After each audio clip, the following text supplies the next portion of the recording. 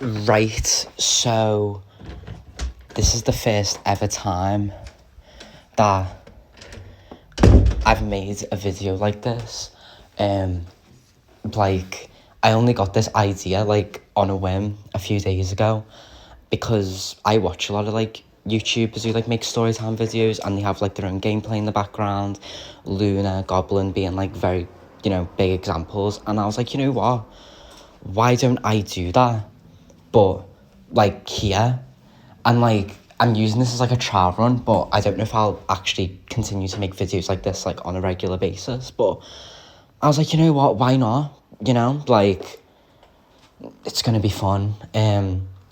Also, by the way, I did this last night, which was quite disappointing, but hopefully Yatagrasu will be down soon, but, yeah, like, today, in this first story time, we're going to be talking about my first near-death experience. So, like the video, if you enjoy this type of, what's the word? If you enjoy this, like, type of, like, video format, I don't know. But let's get into it. So, this story took place when I was 7 years old, and it was bonfire night in the UK, which I believe is the 5th of November. I think it's the 5th of November. I'm not really sure. I don't really celebrate anymore because I'm a bit grown. Like, when the day just comes, like, I just get reminded. I'm like, oh, cool, and then I go and set fireworks off my family. Bonfire night comes from the Guy Fawkes fucking plot where he tried to blow up the government, like, centuries ago, but yeah, you can look into that yourself. So, where I used to live, for basically all my childhood, I only moved to this new house, like, in September, but, which obviously isn't far, like, it's not far from my old place, it's like a 15-20 minute walk, but, the place where I lived for 17 and a half years of my life, at the top of my street, there's, like, a big road, connected, and on this bonfire night, by the way, I do apologise if I, like, stutter or anything in these videos, because, like, I've never made videos like this, but anyway, on this bonfire night, my mum was celebrating it with another family who she knew. They're, like, family friends. It's like another family, but, like, we're all connected. We've all knew each other for years. We went to their house, which was still connected to this big long road, but it was just on a different street that was connected to this big long road.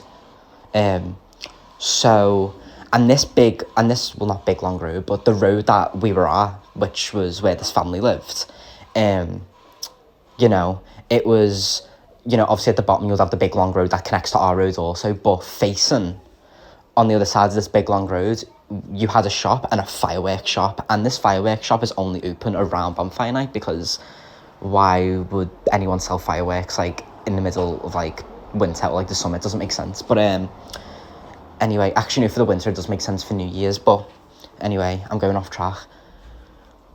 My mum was like, oh shit, we've run out of fireworks, and one of my older sisters at the time, we will call this sister, because I am, going to keep people's names anonymous out of this just for the sake of it. I have 3 older sisters, so we'll call the oldest one sister 1, the second oldest sister 2, the third oldest sister 3. I'm younger than all 3, and then my younger sister 4. So sister 3 at the time, I think she was 11 or 12, and this bonfire shop was a bit ghetto. Like, I live in a ghetto area, so they'll kind of just sell fireworks to anyone, including 10 and 11 year olds, which is a bit concerning. But anyway, my mum was like, okay, sister 3, you, which was me, and, like, some of sister 3's friends, yous all go to the fireworks shop, and, like, yous go and get, like, some fireworks, or, like, sparklers, or whatever the fuck we were trying to get. So pretty much, what ended up happening was, we get to the bottom of the street, and on the big long road that we have to cross to get to the fireworks shop. I can't really remember exactly how it played out, because I was 7 at the time, But from what I was told, I was just a stupid kid. I ran across the road when I wasn't looking on both sides. And as you can imagine, yeah, I got ran over, which was a bit of a traumatic experience. But the thing is, all I can fucking remember, right, was when I got hit by this fucking car. Like, seven-year-old me just thought in my head, okay, I surely must be dying now because I just been fucking hit by a car. So I kind of just lied there and closed my eyes, accepting my fate, thinking, oh shit, I'm gonna die now, so here it is. That's what was going on in my brain, which is, like, really weird for a 7-year-old to be thinking that. But yeah, I can't really remember what happened after that. I just remember being, like, you know, waking up in a fucking ambulance, waking up in the hospital.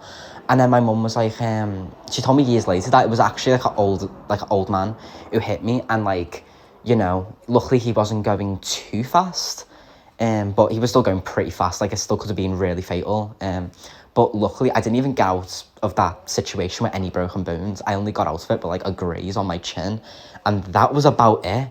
Like, I got really lucky. I do remember when I was brought into the hospital, though, they had to, like, cut open, like, the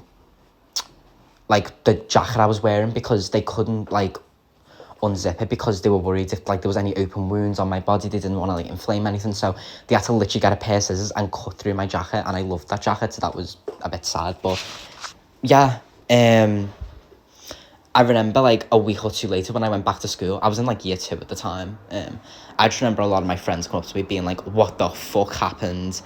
And yeah, and ever since that experience, I literally had to, like, whenever I'd go out with my mum anywhere, until, like, I was, like, the age of, like, 10 or 11, I would have to, like, hold her hand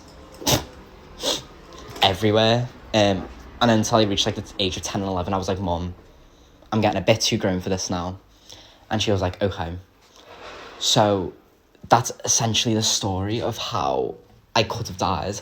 Like, I didn't obviously nearly die, so some people might not consider this, like, you know, a near-death experience, but it should have been, you know. I should have had a lot more fatal injuries than I did. I basically got out of it, like, really fucking lucky, like, ridiculously lucky. Like, I should have came out of that with at least broken bones all over my body, you know, but I didn't, by some miracle. So, leave a like if you enjoyed this video, and if you want any more suggestions, like, about any other story times I should make, or if you think this video format's a good idea, or what I could do to improve the format. I know some of my friends on Discord were like, oh, you should use subtitles, but I just do want to test the waters and just see if, like, how many people can actually, like, you know, make out what's going on, you get me? So, yeah, hope you enjoyed this video.